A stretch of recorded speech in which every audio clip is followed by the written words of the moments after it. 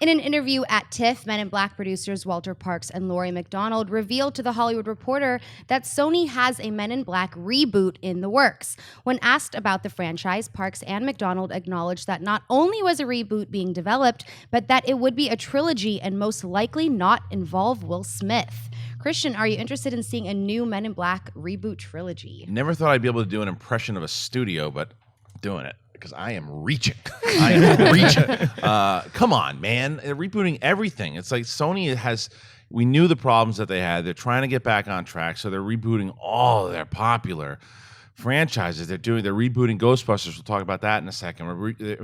They were at one point talking about doing 21 Jump Street and now mixing it with Men in Black, and now they're going to reboot Men in Black? No, this is stupid. It's like, and then maybe they'll have Will Smith pop in there and do a cameo as a different character. Why would you do that? I don't need to. The last one was like, what, 2011, 2012? The movies are still fresh in our brains. There are certain times that I'm on board with reboots, and there are certain times where it just seems like a reach and a grab for the studio to just say, we need a property. Men in Black worked once. If we put in the hot new actors today, then and just to take a screenwriter that has had a couple hits and a good director, we can make this work. There are some times, even with a great team, that I don't want to see a property touched again. I don't care about a Men in Black reboot. If it was a fourth movie, I'd say, okay, let's see what they can do with it. I'll give it a shot. I don't need a reboot of Men in Black. Yeah, I'm with you. I just have no interest in it. I liked the first movie, didn't care for the second one, didn't even bother seeing the third one. But the problem with this, you talked about other franchises like Ghostbusters or we have with Alien. They're not rebooting Alien, but they're continuing the Alien saga. Those are beloved franchises.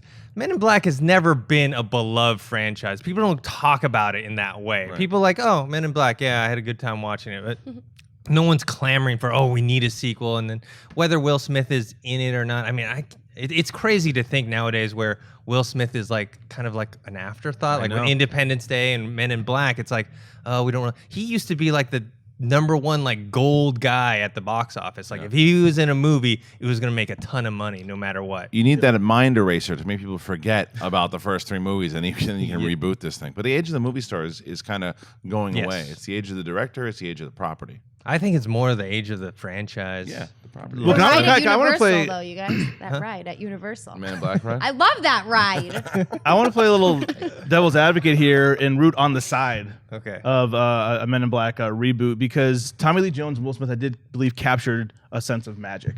They were cast very well. They worked well together, but it wasn't.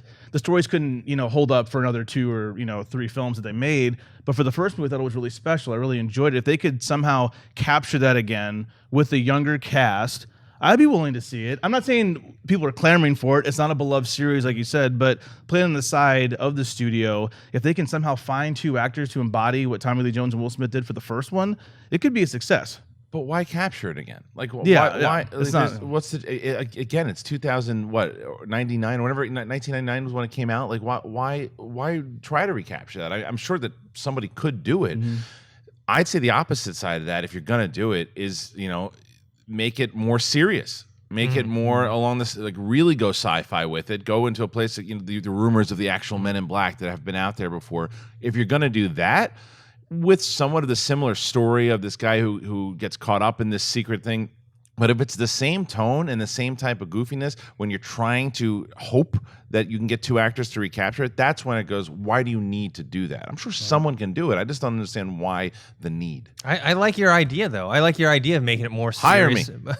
More serious and more sci-fi. Because then I would be much more interested. If they put out a trailer that kind of was a little, not dark in tone, but more serious in tone, and I felt like, okay, they're actually going to do kind of more science fiction instead of jokey. That could be interesting. And you know what you remember the Adjustment Bureau? Yes. When the Adjustment Bureau turned out to be something completely different, and I've actually appreciated that movie more when I've gone back to watch it, because it really turns out to be more of a love story than a.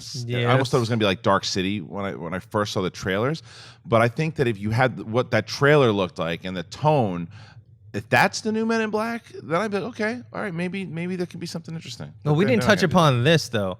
A trilogy, you're gonna reboot it. Let's start off with the first movie and see if that does well. Right. You're like, we're gonna do 3 movies straight off the bat. But it's almost like these studios have to sell that. I mean, it's not a good thing. I agree with you, Dennis. But studios have to come up with these ideas, these long-term projects, or else people are like, well, you just got an idea for one film. What's Right. 2 look like? What's 3 look like? How can we build a franchise? It's sad that they have to do this. We can't just focus on making one good movie. Especially Sony, because they're competing with Disney and Warner Brothers right now, and who have these franchises. I mean, look at Warner Brothers with obviously with the DC stuff, and then with Harry Potter. They're able to now move. What's a Fantastic Beast? What's the new one called? Yeah. They're able to. That to me, when they say, okay, we're going to do a trilogy, I'm gonna go, okay, makes sense. J.K. Rowling's doing it again, sure. But like you said before, Dennis, Men in Black is a property. The first time you see it, you go, okay, but why? I don't know. I think it goes back to your first point, though. I think they're desperate. Yeah. Because look, they still have the rights to Spider-Man, but they've essentially kind of given half of those back to Marvel. Right. And then you have Bond is not necessarily coming back to Sony. Right. So now they're just like, okay, what do we have left? And that's why it's 22 Jump Street. That they're going to lean on that to do something. They're going to make like 1 million of those. Well, their biggest seller right now seems to be PlayStation 4. Yeah. That's what's making them money. Yeah. I mean, there's been talk. They've asked the CEO and them like if they're thinking about selling. I mean, that's been thrown out there. You know, I mean, we'll see.